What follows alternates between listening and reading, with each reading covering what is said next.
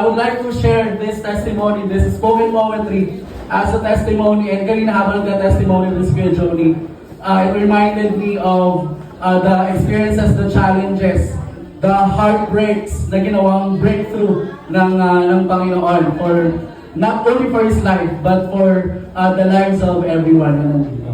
Sige po, ang title muna ko pong pyesa ay Si Kristo Muna Bago Ako.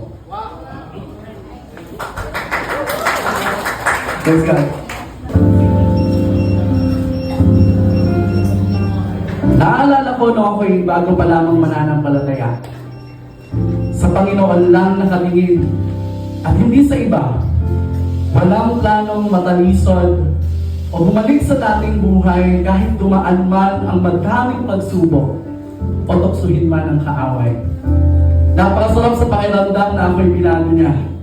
Na kesa magbasag ulo, ako ay naglingkod. Kesa magbisyo, ako'y pumasok sa ministeryo. At wala akong pake kung abutin man ako ng gabi sa pananatili sa simbahan.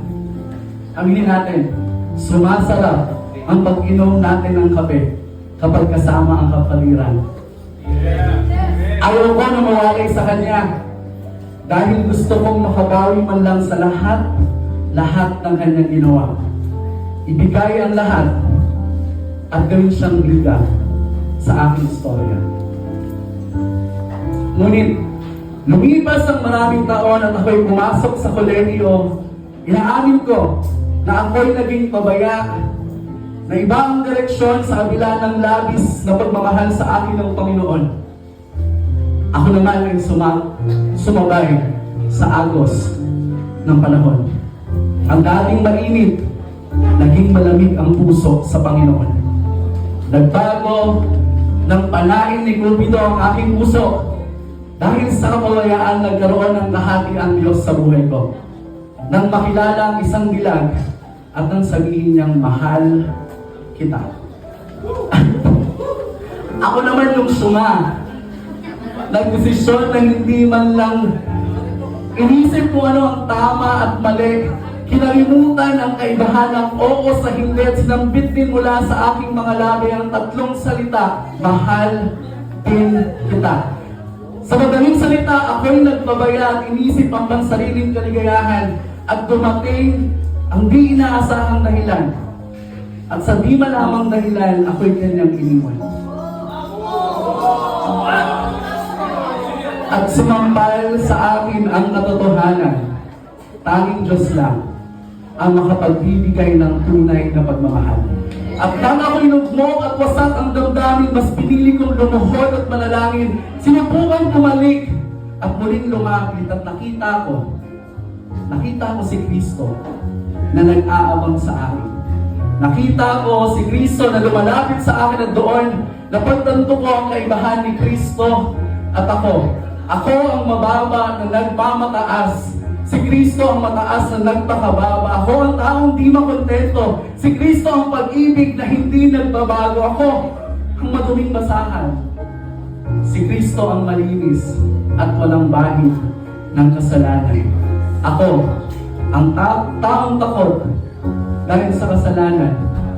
At si Kristo ang pag-asa nating makakasalanan. Hihingin ko ang pagkakataon na ito para humingi ng tawad at magpasalamat.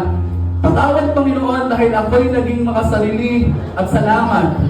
Sa kabila ng aking pagbitaw ay ang patuloy mong pagkapit. Patawad, Panginoon, sa aking pag-alis. At maraming salamat sa iyong pananatili. Patawad, Panginoon, sa aking mga pagkakamali at maraming salamat dahil patuloy mo akong pinipilig.